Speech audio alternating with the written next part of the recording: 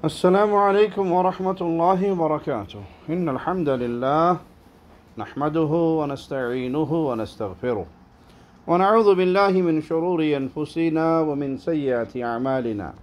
من يهده الله فلا مضل له ومن يضلل فلا هادي له.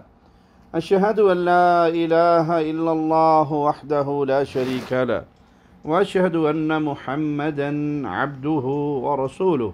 أما بعد. القاعدة الثالثة، تیسرا قاعدہ، أن النبي صلى الله عليه وسلم ظهر على أناس متفرقين في عباداتهم. نبی کریم صلی اللہ علیہ وسلم ایسے لوگوں کی طرف بھیجے گئے تھے جن کی عبادت میں طریقے مختلف تھے. منہم من يعبد الشمس والقمر، ان میں سے کوئی سورج اور چاند کی عبادت کرتا تھا. ومنہم من يعبد الملائکہ، اور ان میں سے کوئی فرشتوں کی عبادت کرتا تھا. ومنہم من يعبد الانبیاء والصالحین، اور ان میں سے کچھ انبیاء اور نیک لوگوں کی عبادت کرتے تھے.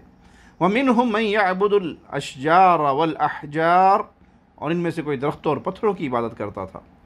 وقاتلہم رسول اللہ صلی اللہ علیہ وسلم ولم يفرق بینہم، رسول اللہ صلی اللہ علیہ وسلم نے ان سب سے جنگ کی اور ان کے درمیان کسی طرح کا کوئی فرق نہیں کیا. والدلیل قولہ تعالی، اس بات کی دلیل اللہ مالک کا یہ فرمان ہے، وقاتلوہم حتی لا تکون فتنہ ویکون الدین کلہ للہ، اور تم ان سے اس حد تک لڑو کہ فتنہ یعنی شرک باقی نہ رہے اور دین اللہ ہی کا ہو جائے. اس قاعدے میں امام محمد بن عبد الوہاب رحمہ اللہ نے ایک بہت اہم شبہ کا ازالہ کیا تھا. ان کے زمانے میں مشرکین کہتے تھے، کفار مکہ کا شرک یہ تھا کہ وہ پتھروں کی پوجا کرتے تھے، ان کے بت پتھر کے صنم تھے. امام محمد الوہاب رحمہ اللہ نے یہاں توحید کی نہایت اہم اصول بیان کیے اور شرک کو بھی واضح کیا کہ شرک کی اقسام کے درمیان کوئی فرق نہیں ہے. بتوں کو پوجنے میں اور قبروں کو پوجنے میں کوئی فرق نہیں ہے. جو بتوں کو پوجتا ہے وہ بھی مشرک ہے اور جو قبروں کو پوجتا ہے وہ بھی مشرک ہے. کوئی شرک کی کسی بھی قسم کا مرتکب ہو، وہ فرشتوں کی پوجا کرے یا مزاروں کی، تو اسے توحید کی دعوت دی جائے گی، اور اگر اسے قبول نہ کرے تو حاکم وقت اس سے جنگ کرنے کا حق رکھتا ہے. غیر اللہ کی عبادت کرنا، کسی فرشتے کی عبادت ہو یا درخت کی یا کسی بزرگ کی، یہ سب شرک ہے. نبی کریم صلی اللہ علیہ وسلم کے زمانے میں کچھ لوگ بتوں کی عبادت کرتے تھے، کچھ فرشتوں کی، کچھ سورج اور چاند کی. نبی کریم صلی اللہ علیہ وسلم نے ان سب سے جنگ کی. صرف بتوں کے پجاریوں سے جنگ نہیں کی بلکہ ہر مشرک سے جنگ کی جس نے بھی اللہ کے علاوہ کسی اور کی عبادت کی. نبی کریم صلی اللہ علیہ وسلم نے اس سے جنگ کی. اس کے علاوہ رسول اللہ صلی اللہ علیہ وسلم کے زمانے میں کچھ کافر قیامت کے دن کا انکار کرتے تھے. قیامت کے دن کا انکار کرنا کفر ہے، اور ان کافروں سے بھی اللہ کے نبی صلی اللہ علیہ وسلم نے جنگ کی. مولا کا فرمان سنیے، وقالوا ما هي الا حياتنا الدنيا نموت ونحيا وما يهلكنا الا الدهر وما لهم بذلك من علم ان هم الا يظنون. اور ان کفار نے کہا کہ ہماری زندگی تو صرف دنیا کی زندگی ہی ہے، ہم مرتے ہیں اور جیتے ہیں اور ہمیں صرف زمانہ ہی مار ڈالتا ہے. دراصل انہیں اس کا کچھ علم ہی نہیں، یہ تو صرف گمان سے ہی کام لے رہے ہیں. اور کچھ کافر انبیاء علیہ السلام کی نبوت کا انکار کرتے تھے. کسی نبی کی نبوت کا انکار کرنا بھی کفر ہے، جیسے کہ مالک کا فرمان، لقد کفر الذین قالوا ان اللہ هو المسیح ابن مریم، بے شک وہ لوگ کافر ہو گئے جن کا قول ہے کہ مسیح بن مریم وہی اللہ ہے اور عیسیٰ علیہ السلام کو ہی اللہ سمجھ بیٹھے. وقالت النصارى المسیح ابن اللہ، عیسائیوں نے کہا کہ مسیح عیسیٰ علیہ السلام اللہ کا بیٹا ہے. نعوذ باللہ. لقد کفر الذین قالوا ان اللہ ثالث ثلاثہ، وہ لوگ بھی قطعاً کافر ہو گئے جنہوں نے کہا اللہ تین میں تیسرا ہے. یہ عیسائیوں کا مذہب ہے. انہوں نے عیسیٰ علیہ السلام، ان کی والدہ مریم کو بھی الہ بنا دیا اور یہ کفر ہے.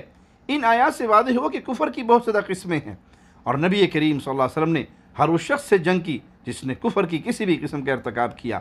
امام محمد بن الوہاب رحمہ اللہ اس بات کو واضح کر رہے ہیں کہ شرک صرف بتوں کو پوجنے کا نام نہیں ہے جیسے کفار مکہ کرتے تھے، بلکہ شرک کی بہت زیادہ قسمیں ہیں. بتوں کی عبادت، انبیاء کی عبادت، فرشتوں کی عبادت، قبروں کی عبادت، ان سب کی عبادت شرک ہے. ہر وہ شخص جو غیر اللہ کی عبادت کرتا ہے وہ مشرک ہے. پچھلے دروس میں ہم بیان کر چکے کہ امام محمد الوہاب رحمہ اللہ کے دشمنوں کی ان سے دشمنی کی کیا وجوہات تھی. نمبر ایک، وہ یہ کہتے تھے کہ آپ ہمیں کافر کیوں کہتے ہیں جبکہ ہم توحید ربوبیت کے اقرار کرتے ہیں. اس کا جواب امام محمد بن وہاب رحمہ اللہ نے پہلے قاعدے میں بیان کیا۔ اور نمبر 2، وہ یہ کہتے تھے کہ آپ ہم سے جنگ کیوں کرتے ہیں جبکہ ہم توحید ربوبیت کا اقرار کرتے ہیں؟ اس بات کا جواب آپ نے دوسرے قاعدے میں بیان کیا۔ اس قاعدے کو لکھنے کی یہ وجہ تھی کہ آپ کے زمانے میں مشرکین کا یہ دعویٰ تھا کہ شرک صرف بتوں کو پوجنے کو کہتے ہیں، جیسا کہ کفار مکہ کا شرک تھا، اور امام محمد بن وہاب رحمہ اللہ نے ان کے جواب میں اس قاعدے کو لکھا اور اس میں وعدے کیا کہ غیر اللہ کی عبادت کرنا شرک ہے، درختوں کی عبادت، جنات کی عبادت، ستاروں کی عبادت، یہ سب شرک ہے۔ اور نبی کریم صلی اللہ علیہ وسلم نے ہر شخص سے جنگ کی جس نے بھی غیر اللہ کی عبادت کی۔ مالک کا فرمان ہے وَقَاتِلُوهُمْ حَتَّى لَا تَكُونَ فِتْنَةٌ وَيَكُونَ الدِّينُ كُلُّهُ لِلَّهِ، اور تم ان سے اس حد تک لڑو کہ فتنہ یعنی شرک باقی نہ رہے اور دین اللہ ہی کا ہو جائے۔ اس آیت میں ذکر ہوا کہ ہر کافر سے جنگ اس وقت تک کرو جب تک سارا دین اللہ کا نہ ہو جائے۔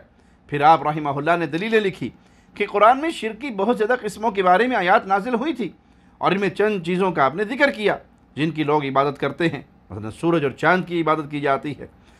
مولا کا فرمان سنیے وَمِنْ آيَاتِهِ اللَّيْلُ وَالنَّهَارُ وَالشَّمْسُ وَالْقَمَرُ لَا تَسْجُدُوا لِلشَّمْسِ وَلَا لِلْقَمَرِ وَاسْجُدُوا لِلَّهِ الَّذِي خَلَقَهُنَّ إِن كُنتُمْ إِيَّاهُ تَعْبُدُونَ۔ اللہ تعالیٰ کی نشانیوں میں سے دن رات سورج اور چاند ہیں، تم سورج اور چاند کو سجدہ نہ کرو بلکہ تم اس اللہ کو سجدہ کرو جس نے ان سب کو پیدا کیا ہے، اگر تم نے اسی کی عبادت کرنی ہے۔ نبی کریم صلی اللہ علیہ وسلم کے زمانے میں کچھ لوگ سورج اور چاند کی عبادت کرتے تھے، اور ابھی تک کچھ لوگ کرتے ہیں۔ اس آیت سے واضح ہوا کہ سورج اور چاند کو سجدہ کرنا، ان کی عبادت کرنا یہ شرک ہے، کیونکہ عبادت صرف خالق کا حق ہے، مخلوق کا حق نہیں ہے۔ نمبر 2، کچھ لوگ فرشتوں کی پوجا کرتے ہیں، اور اس بات کی دلیل مالک کا یہ فرمان وَيَوْمَ يَحْشُرُهُمْ جَمِيعًا ثُمَّ يَقُولُ لِلْمَلَائِكَةِ أَهَؤُلَاءِ إِيَّاكُمْ كَانُوا يَعْبُدُونَ قَالُوا سُبْحَانَكَ أَنْتَ وَلِيُّنَا مِن دُونِهِمْ بَلْ كَانُوا يَعْبُدُونَ الْجِنَّ أَكْثَرُهُمْ بِهِمْ مُؤْمِنُونَ۔ اور ان سب کو اللہ اس دن جمع کر کے فرشتوں سے دریافت فرمائے گا کہ کیا یہ لوگ تمہاری عبادت کرتے تھے؟ وہ کہیں گے تیری ذات پاک ہے اور ہمارا ولی تو ہے، نہ کہ یہ، بلکہ یہ لوگ جنات کی عبادت کرتے تھے، ان میں سے اکثر کا جنات پر ایمان تھا۔ اور فرمایا وَلَا يَأْمُرَكُمْ أَن تَتَّخِذُوا الْمَلَائِكَةَ وَالنَّبِيِّينَ أَرْبَابًا أَيَأْمُرُكُمْ بِالْكُفْرِ بَعْدَ إِذْ أَنْتُمْ مُسْلِمُونَ۔ اور یہ نہیں ہو سکتا کہ وہ تمہیں فرشتوں اور نبیوں کو رب بنا لینے کا حکم کرے، کیا وہ تمہارے مسلمان ہونے کے بعد بھی تمہیں کفر کا حکم دے گا؟ ان آیات میں فرشتوں کے ساتھ انبیاء کرام علیہم السلام کا ذکر بھی ہوا کہ کچھ لوگ انبیاء اور فرشتوں کی عبادت کرتے تھے، حالانکہ انبیاء اور رسول ایک اللہ کی عبادت کا حکم دیتے تھے۔ مالک کا فرمان ہے وَاسْأَلْ مَنْ أَرْسَلْنَا مِنْ قَبْلِكَ مِنْ رُسُلِنَا أَجْعَلْنَا مِنْ دُونِ الرَّحْمَنِ آلِهَةً يُعْبَدُونَ۔ اور ہمارے ان نبیوں سے پوچھو جنہیں ہم نے آپ سے پہلے بھیجا تھا کہ کیا ہم نے سوائے رحمان کے اور معبود مقرر کیے تھے جن کی عبادت کی جائے؟ اس آیت سے واضح ہوا کہ ہر رسول نے اپنی قوم کو یہ حکم دیا کہ ایک اللہ کی عبادت کرو۔ نمبر 3، انبیاء اور رسول ان کی بھی پوجا کی جاتی تھی۔ اس بات کی دلیل مالک کا یہ فرمان وَإِذْ قَالَ اللَّهُ يَا عِيسَى ابْنَ مَرْيَمَ أَأَنْتَ قُلْتَ لِلنَّاسِ اتَّخِذُونِي وَأُمِّيَ إِلَٰهَيْنِ مِن دُونِ اللَّهِ قَالَ سُبْحَانَكَ مَا يَكُونُ لِي أَنْ أَقُولَ مَا لَيْسَ لِي بِحَقٍّ۔ اور جب اللہ تعالیٰ فرمائے گا عیسیٰ بن مریم، کیا تم نے ان لوگوں سے کہہ دیا تھا کہ مجھے اور میری ماں کو اللہ کے رب معبود قرار دو؟ تو عیسیٰ علیہ السلام عرض کریں گے اے اللہ، میں آپ کو ہر برائی سے پاک سمجھتا ہوں، مجھ کو کسی طرح بھی زیبا نہ تھا کہ میں ایسی بات کہتا جس کے کہنے کا مجھے کوئی حق نہیں۔ کچھ لوگ عیسیٰ علیہ السلام کی عبادت کرتے ہیں، انہوں نے نبی کی عبادت کی، کسی پتھر کی نہیں کی، پھر بھی وہ مشرک ہیں۔ اس آیت میں نیک لوگوں کا بھی ذکر ہوا کیونکہ عیسیٰ علیہ السلام کی والدہ مریم علیہ السلام نیک خاتون تھی، تو لوگ صالحین کی بھی پوجا کرتے ہیں۔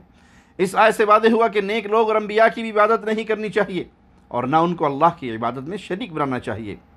نیک لوگوں کو بھی لوگ پوجتے ہیں، اور اس بات کی دلیل مولا کا یہ فرمان قُلِ ادْعُوا الَّذِينَ زَعَمْتُم مِّن دُونِهِ فَلَا يَمْلِكُونَ كَشْفَ الضُّرِّ عَنكُمْ وَلَا تَحْوِيلًا أُولَٰئِكَ الَّذِينَ يَدْعُونَ يَبْتَغُونَ إِلَىٰ رَبِّهِمُ الْوَسِيلَةَ أَيُّهُمْ أَقْرَبُ وَيَرْجُونَ رَحْمَتَهُ وَيَخَافُونَ عَذَابَهُ ان عذاب ربک کان محذورا۔ جنہیں یہ لوگ پکارتے ہیں وہ خود اپنے رب کے تقرب کی جستجو میں رہتے ہیں کہ ان میں سے کون اللہ کے زیادہ نزدیک ہو جائے۔ وہ خود اللہ کی رحمت کی امید رکھتے ہیں اور اس کے عذاب سے خوفزدہ رہتے ہیں۔ نبی کریم صلی اللہ علیہ وسلم کے زمانے میں بھی کچھ لوگ نیک بزرگوں کی عبادت کرتے تھے۔ عرب کا مشہور ترین بت لات، جس کے بارے میں اللہ تعالیٰ نے فرمایا افرأیتم اللات والعزی، کیا تم نے لات و عزیٰ کو دیکھا ہے؟ وہ ایک نیک آدمی تھا، طائف شہر میں رہتا تھا اور لوگ اس کی پوجا کرتے تھے۔ جب وہ فوت ہو گیا تو لوگوں نے اس کا بت بنا دیا۔ جو شخص نیک لوگوں کی عبادت کرتا ہے وہ بھی مشرک ہے۔ نیک لوگ تو خود اللہ کا خوف رکھتے ہیں اور اللہ کے عذاب سے ڈرتے ہیں۔ وہ اللہ کی مخلوق ہیں تو ان کی عبادت کیسے ہو سکتی ہے؟ کچھ لوگ پتھروں کو پوجتے تھے۔ اس بات کی دلیل مالک کا یہ فرمان افرأیتم اللات والعزی ومناة الثالثة الأخرى، کہ تم نے لات و عزیٰ کو دیکھا ہے اور ایک تیسرے منات کو۔ لات، عزیٰ، منات یہ عرب کے بتوں کے نام تھے۔ اس آیت میں 3 بتوں کا ذکر ہوا جو پتھر سے بنے ہوئے تھے۔ درختوں کی بھی لوگ پوجا کرتے تھے اور اس بات کی دلیل رسول اللہ صلی اللہ علیہ وسلم کا فرمان، جسے سیدنا ابو واقد لیثی رضی اللہ عنہ بیان کرتے ہیں خرجنا مع رسول اللہ صلی اللہ علیہ وسلم الى حنین ونحن حدثاء عہد بکفر وللمشرکین صدرة یعکفون عندها وینوطون بها اسلحتهم يقال لها ذات انوات فمررنا بصدرة فقلنا یا رسول اللہ صلی اللہ علیہ وسلم اجعل لنا ذات انوات كما لهم ذات انوات فقال رسول الله صلى الله عليه وسلم الله أكبر إنها السنن قلتم والذي نفسي بيدي كما قالت بنو إسرائيل لموسى اجعل لنا إلها كما لهم آلهة قال إنكم قوم تجهلون إن هؤلاء متبر ما هم فيه وباطل ما كانوا يعملون۔ کہ ہم نبی کریم صلی اللہ علیہ وسلم کے ساتھ جنگ حنین کے لیے نکلے۔ حنین طائف شہر کے قریب ایک وادی ہے اور یہ جنگ فتح مکہ کے بعد ہوئی تھی، اور نبی کریم صلی اللہ علیہ وسلم کے ساتھ کچھ نئے مسلمان بھی تھے۔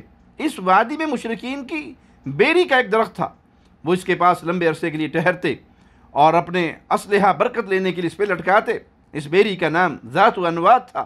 تو صحابہ نے نبی کریم صلی اللہ علیہ وسلم سے عرض کی آپ ہمارے لیے بھی کوئی درخت مقرر کر دیں جس سے برکت لینے کے لیے ہم اپنا اسلحہ اور کپڑے اس پہ لٹکائیں۔ تو نبی کریم صلی اللہ علیہ وسلم نے اس بات کا انکار کیا اور فرمایا سبحان اللہ، یہ تو وہی بات ہے جو موسیٰ علیہ السلام کی قوم نے کہی تھی کہ ہمارے لیے بھی معبود بنا دیجئے جیسا کہ ان مشرکوں کے لیے ہے۔